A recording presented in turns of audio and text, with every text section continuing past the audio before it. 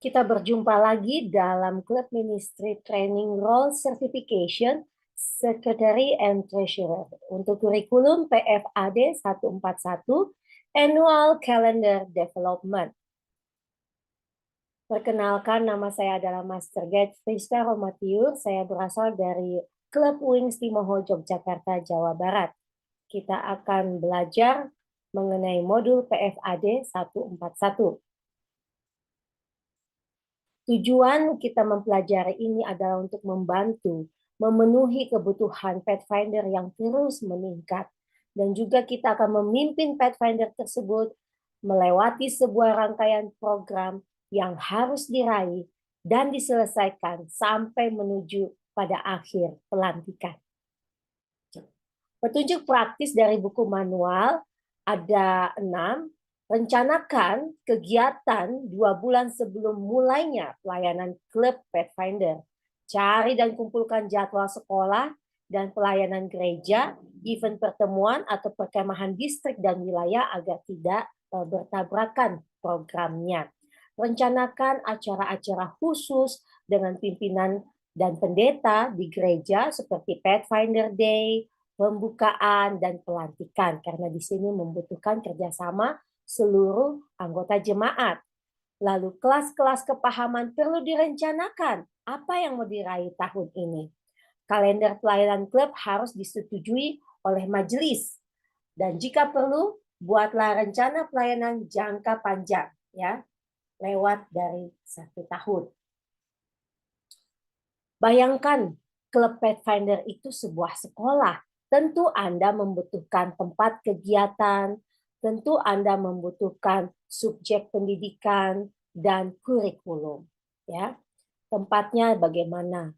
Kalau di sekolah, di gereja kah, atau di alam kah, atau di sekolah kah? Karena ada juga gereja-gereja kita yang memiliki sekolah.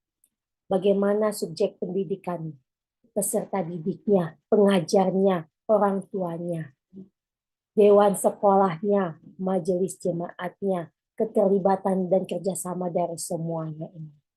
Kurikulumnya, apa ya pelajarannya yang akan diberikan, tuntutan kelas apa yang akan disampaikan, dan kepahaman apa yang harus diraih oleh Pathfinder.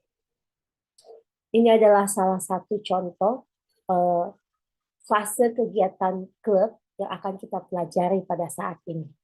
Anda membuat sebuah program dari Januari ditulis sampai Desember seperti ini. Lalu di sini menurut buku pedoman administrasi PA Remaja Pathfinder halaman 93, tahun klub remaja berdasarkan kalender 10 bulanan. Ya, ada sih yang gereja yang hanya 9 bulan, ada juga gereja yang hampir lebih ya dari 1 tahun. Lalu di sini kita ingat bahwa Januari atau awal 2 bulan pertama itu sebagai persiapan, ya, permulaan. Fase di dalam fase ini adalah yang paling penting ya. Karena tujuannya yang harus dicapai, kita harus memastikan semua programnya terjadwal dengan baik.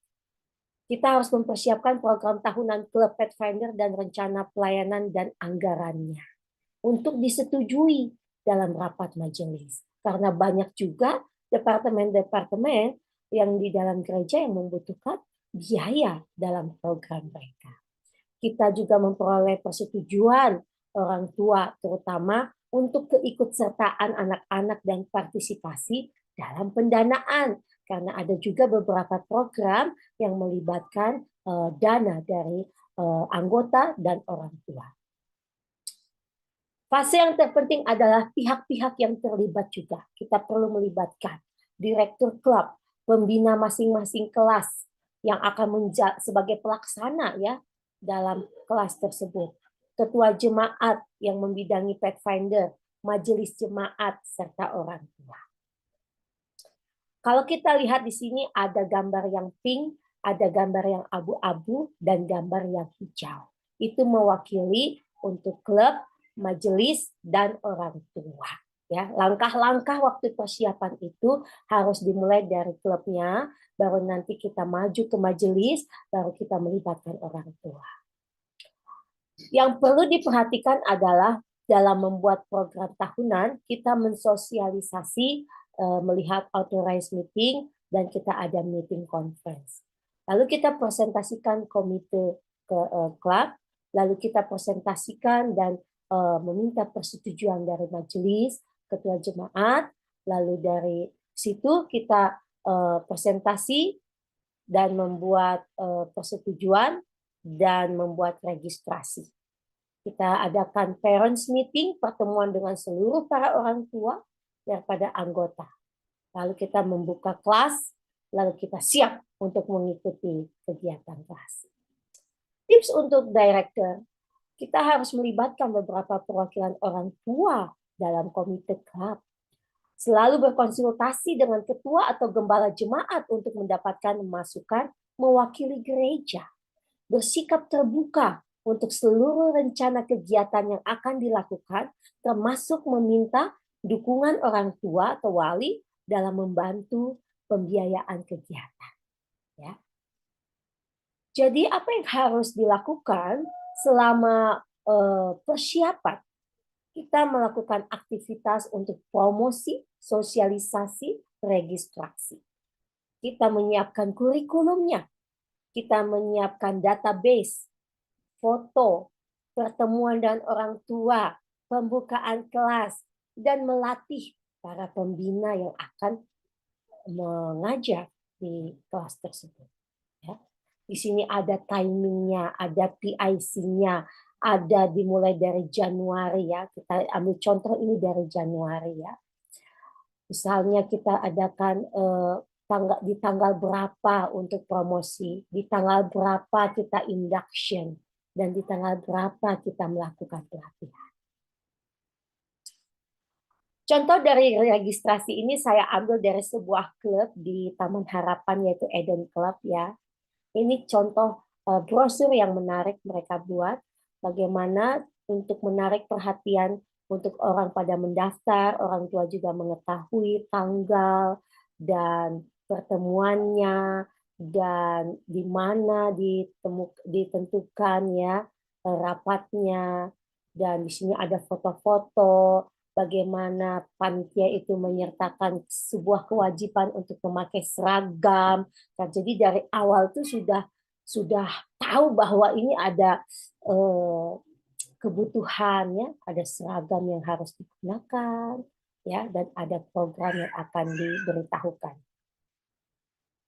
Ini contoh foto bagaimana melakukan parents meeting. Jadi pembina memberikan sebuah presentasi ya, apa yang akan dilakukan sepanjang tahun ini.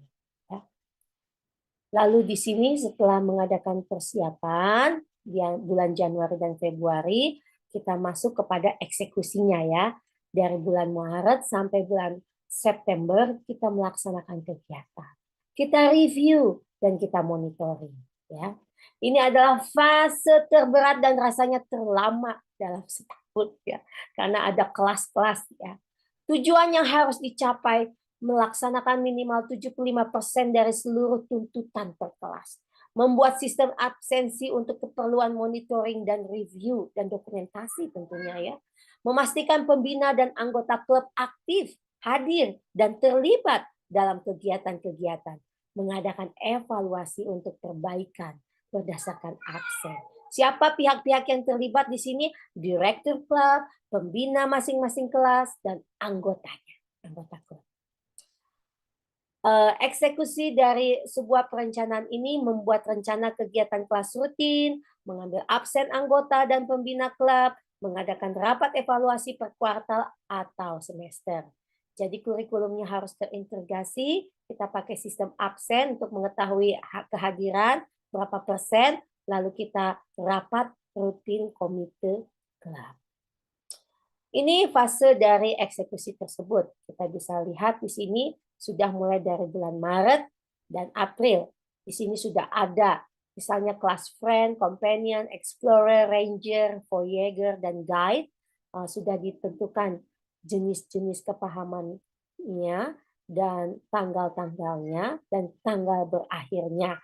Ada sudah direncanakan campingnya, sudah direncanakan activity di luar ruangan, dan sudah ada juga tanggal ujiannya, dan ada kelas umum, kelas bersama-sama. Ya, ini contohnya bisa dilihat.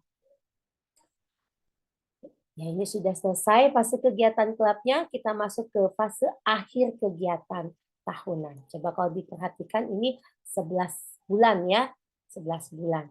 Akhir kegiatan tahunan. Nah, ini adalah fase yang paling menyenangkan. Everybody is so excited karena sudah menyelesaikan tuntutan kepahaman ya, dan juga sekarang akan diakui telah lulus atau telah tamat atau naik kelas seperti itu ya.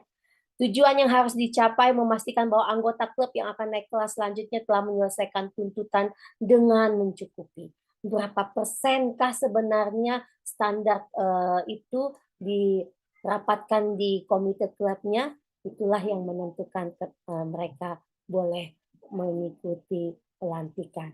Lalu kita memberikan honor kepada anggota klub yang menyelesaikan tuntutan kelas kepahaman tertentu di depan seluruh jemaat. Itu juga membawakan kebanggaan ya kepada anggota tersebut dan juga orang tua serta jemaat ya. Lalu penghargaan khusus kepada pendukung kegiatan klub seperti gembala jemaat dan orang tua. Di sini pihak-pihak yang terlibat ada direktur klub, pembina masing-masing kelas, anggota klub, dan orang-orang tua tentunya ya. Jadi di sini tidak bisa hanya klub itu saja yang menjalankan, perlu kerjasama dengan orang tua. Yang penting, menamatkan peserta kelas atau anggota klub sesuai dengan kehadiran, partisipasi, dan keaktifan dalam kegiatan. Lalu memanfaatkan absen dan laporan-laporan sebagai bahan pertimbangan utama dalam kenaikan kelas atau pelantikan. Perlu untuk mengadakan rapat kelulusan sebelum acara pelantikan dilaksanakan, dipimpin oleh direktur klub dan dihadiri para pembina. Lalu kita memberikan informasi yang akurat kepada orang tua, anak-anaknya belum dapat ditamatkan misalnya karena oleh sebab-sebab tertentu. Ya. Ada memang banyak yang bergumul ingin anaknya naik kelas tapi tidak pernah mau masuk kelas. Nah, bagaimana sikap kita para pembina bekerja sama memberitahukan ini dengan gembala jemaat, dengan direktur klub, ya, dan yang lain. Paling mudah mengadakan kelas di dalam gereja sebenarnya pada setiap hari. Tidak semua pelajaran dapat dilaksanakan di dalam gereja. Beberapa kegiatan yang memerlukan praktek fisik harus dilaksanakan di luar gereja, ya, pada hari selain Sabat. Misalnya ada kelas kepahaman berenang, ya, kita tidak mungkin melaksanakan itu pada hari Sabat. Kita harus mengambil waktu di luar hari Sabat dan bertemu di kolam renang yang sudah ditentukan untuk belajar, ya, bagaimana berenang dengan teori dasar seperti begitu. Usahakan membuat variasi kegiatan di dalam dan di luar ruangan sehingga tidak membosankan anggota klub. Ya, kalau untuk yang generasi sekarang sudah ada Zoom, dimodifikasi dengan outdoor, sudah dimodifikasi lagi di dalam gereja, jadi sudah semakin bervariasi ya. Ini adalah program yang terintegrasi ya. Kita bisa lihat sekarang di sini sudah ada Januari sampai ke Desember ya. Ada beberapa bintang di situ yang menyatakan mulainya pelaksanaan dari kegiatan-kegiatan tersebut ya. Tanggalnya, wah sudah mantap ini memang contohnya ya. Dari tahun 2010 Pathfinder dan Adventurer Calendar of Activity ya. Boleh dilihat ini ya. Swimming, itu ada club outdoor activity ya, ada routine activity. Preparation is important ya, penting sekali sebuah persiapan. Lalu ada conference programnya. Oke. Diperbesar ya, diperbesar kita juga bisa lihat Januari sampai Juni ini lalu yang ini Juli sampai Desember, ya. Sampai ada terintegrasi dengan kegiatan conference program seperti PBSTC, HBSTC, ya, CPR, PLA, MGR, ya, atau camping, ya. Ini hanya survei ya untuk melihat ya, survei PBSTC. Di sini ada jumlah rata-rata kelas per bulan, ya. Per bulan tuh rata-rata mereka bikin kelas 3 kali, mungkin karena banyak program jemaat ya. Bahkan sampai ada daerah yang ya 1 bulan 2 kali kelas gitu ya.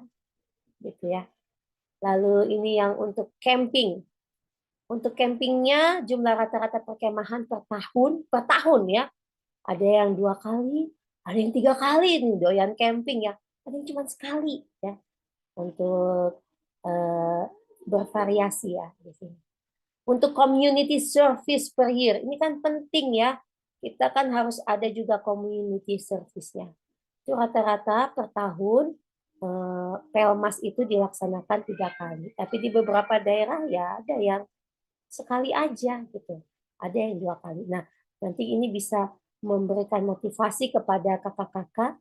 Iya, tahun ini mau apa sih yang ditonjolkan gitu untuk adik-adik Pathfinder-nya, untuk programnya, untuk jemaatnya. Kesimpulannya, menjadi teladan yang baik untuk anggota-anggota klub. Aktif di dalam pelayanan selain kegiatan Pathfinder sehingga memperoleh respect dari seluruh komponen gereja dan jemaat. Tentu ini harus dibangkitkan motivasi pembinanya. Bukan hanya untuk mengajar saja setiap sabat kepada anak-anak orang tua, anak-anak yang sudah dititipkan itu, tetapi juga aktif dalam pelayanan gereja. Selalu memperbaiki keahlian dan keterampilan dengan memanfaatkan sumber daya yang ada. Ya, pelatihan, pertemuan pembina, dan ya seperti ini ya, club ministry training ini ya. Jadi kita harus selalu mengedukasi diri kita, mensertifikasi diri kita, karena yang namanya ilmu selalu ada peningkatan. Semoga ini memotivasi kakak-kakak untuk membuat, apa yang harus kita buat selama setahun ke depan ya. Nah, seperti begitu, ini sudah ada contohnya, boleh dilihat dan boleh dipelajari. Terima kasih, Tuhan memberkati pelayanan kakak-kakak di Pathfinder.